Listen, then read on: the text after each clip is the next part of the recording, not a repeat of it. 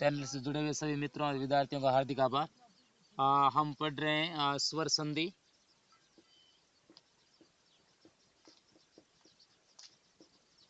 कक्षा 6 से लेकर के 10 तक के सबके हैं। तो स्वर संधि की हम शुरुआत करें तो जो संस्कृत के जो स्वर होते हैं वो 13 होते हैं और परिभाषा ये होती है कि दो या दो से अधिक स्वरों के परस्पर मेल को स्वर संधि कहते हैं। एक वीडियो बनाते हैं, स्वर संधि कहते हैं।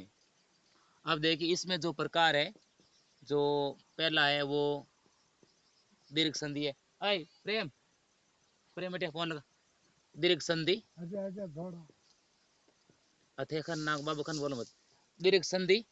अब इसकी परिभाषा ये होती है कि दो या दो से लास्ट में 684 जगह लगी, दो से अधिक समान स्वरों के परस्पर मेल को दीर्घ संधि कहते हैं। अब इसमें देखिए जो संस्कृत के जो 13 स्वर होते हैं, 13 में से जो 8 जो स्वर होते हैं वो समान स्वर है। 8 समान स्वरों में से कौन कौन से देखो, जैसे मान लो ए और आ, ये दो वर्ण है, ये एक जोड़ा बन गया। फिर उसके बाद दूसरा जो जोड़ा है ई और ई, ये बन गया दूसरा जोड़ा। और तीसरा जो जोड़ा है वो ऊ या छोटा ऊ और बड़ा। और चौथा जो बनता है वो री और री का। अब देखिए आगे लगा लेनी। अब देखिए इसमें क्या होता है, जैसे मान लो परिभाषा जो लिखी जाती है वो लिखी जाती है विच्छेद की। विच्छेद मतलब जो प्लस में जो सवाल आता है वैसे। तो विच्छेद मान लो यदि प्लस में सवाल आ रहा है तो यहाँ पर देखिए स्वर के टोटल स्वर कितने हैं, टोटल स्वर है 8। ठीक है। अब 8 स्वरों में से ये 4 जोड़े बन गए। ये ए और आ का एक जोड़ा बन गया, ई और ई का एक जोड़ा बन गया, ऊ और ऊ का, री और री का।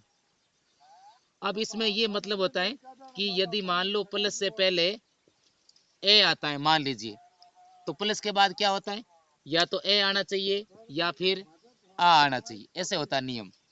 मान लो ठीक है ना। यानी कि प्लस से पहले और प्लस के बाद दोनों वर्ण एक ही जोड़े में से आने चाहिए। यदि मान लीजिए ई आ गया है तो प्लस के बाद भी क्या आना चाहिए, ई आना चाहिए। यदि ऊ आ रहा है तो प्लस के बाद भी ऊ आना चाहिए। अच्छा छोटा बड़ा कोई भी आ सकता है, लेकिन प्लस से पहले और प्लस के बाद में दोनों तरफ एक ही जोड़े में से दोनों वर्ण आने चाहिए। ये इसका नियम होता है समान स्वरों का। ठीक है। अब मान लीजिए यहाँ मैंने सवाल लिख दिया, जैसे मान लो लिख दिया तथा प्लस अपी लिख दिया।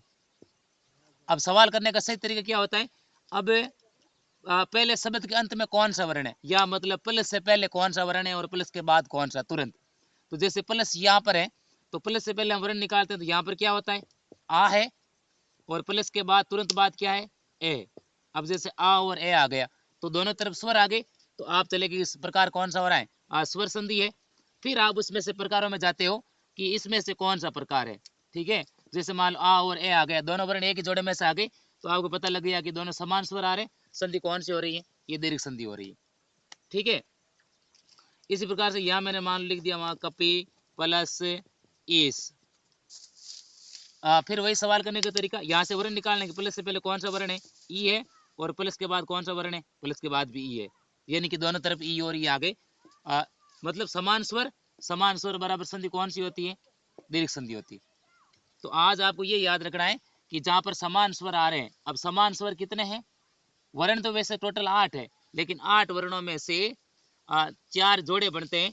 और नियम ये होता है कि प्लस से पहले और प्लस के बाद दोनों तरफ जैसे मान लो मैं यहाँ बता दूं 4 जोड़े फिर दोबारा लिख देता हूँ। मान लो पहला क्या होता है, पहला जोड़ा ऐसे बनता है ए या आ, और प्लस के बाद भी क्या आना चाहिए, ए या आ आना चाहिए, यही नियम। दोनों में से कोई एक वर्ण, यहाँ भी दोनों में से कोई एक वर्ण। फिर दूसरा जोड़ा ऐसे बनता है कि छोटी ई या बड़ी ई, तो प्लस के बाद भी छोटी ई या फिर बड़ी ई आनी चाहिए। मतलब दोनों वर्ण एक ही जोड़े में से है, कोई भी ऐसा आ सकता है।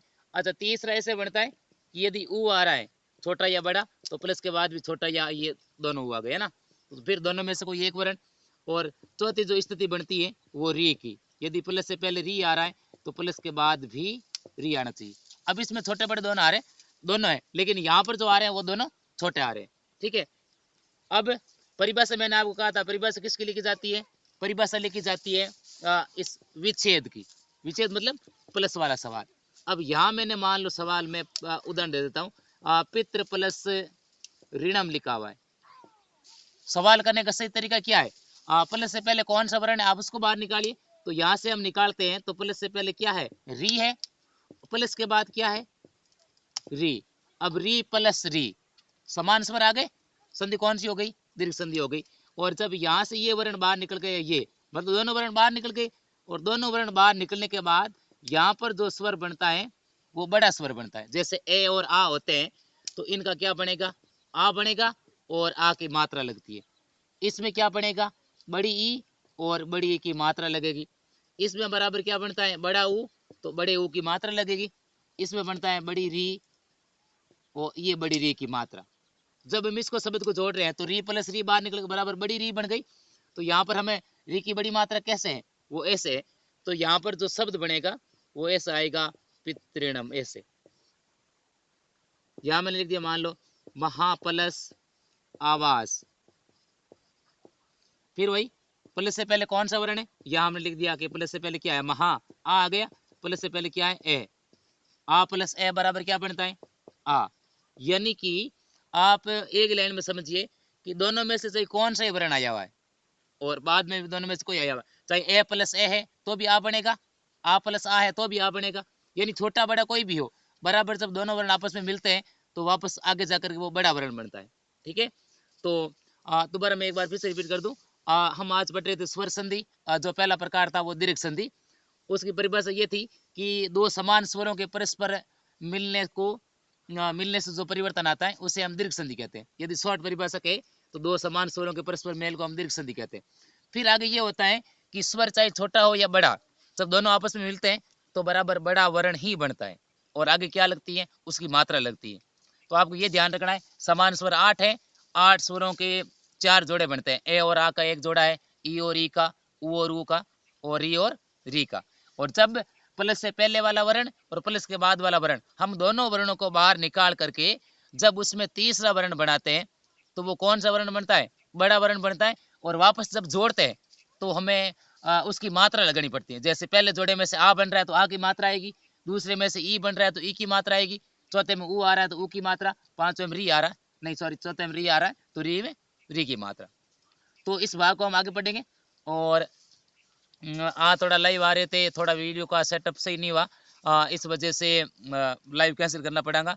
और कल 5:30 बजे फिक्स टाइम में आपको बता रहा हूँ, 5:30 से हम कल जरूर लाइव पढ़ाएंगे और इसी चैप्टर को आगे पढ़ेंगे।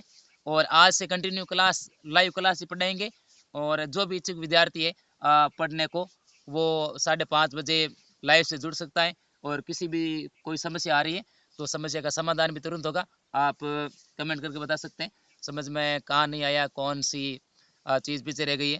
तो कल आप लोग याद रखिएगा 5:30 से लाइव। आज किसी निजी कारणों से 5:30 बजे से मैं लाइव नहीं आ सका, और फिर थोड़ा लेट आया तो थोड़ा सेटअप भी नहीं हो सका, तो इस वजह से मैंने स्टार्ट तो किया था लेकिन फिर उसको मैंने डिलीट कर दिया क्योंकि अच्छे ढंग से नहीं आया था। तो कल हम उसको सेटअप को अच्छे ढंग से तैयार करेंगे और फिर आपको अच्छे से पढ़ाएंगे। तो अंत में सभी को जय श्री राम, जय श्री कृष्णा। जो भी विद्यार्थी अपने चैनल से नहीं जुड़े हुए वो प्लीज़ ज़्यादा से ज़्यादा जुड़ जाए।